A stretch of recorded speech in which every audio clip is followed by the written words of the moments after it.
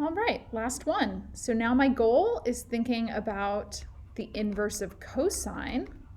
What is its derivative? Well, I'm going to start with my y equals cosine, and I'm going to do the inverse. So I'm going to switch x and y. I'm going to do my implicit differentiation.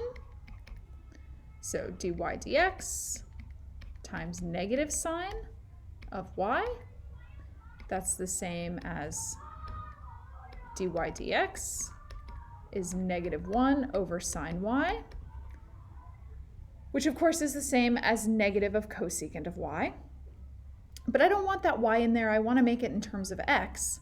So I'm going to think of a triangle with an angle y, and back to my original, this original here, angle of y, the cosine is x, so I'm going to make adjacent x and hypotenuse 1.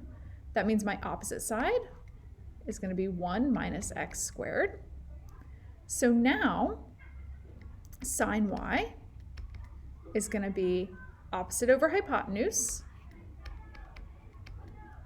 and then my derivative, I'm going to replace my sine y with this, so I'll get negative 1 over root 1 minus, sine y is not 1 minus y squared, it's 1 minus x squared.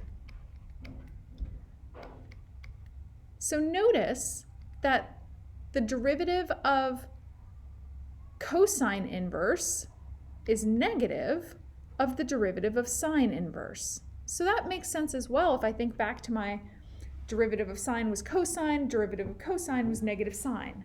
So I've got the negative in there.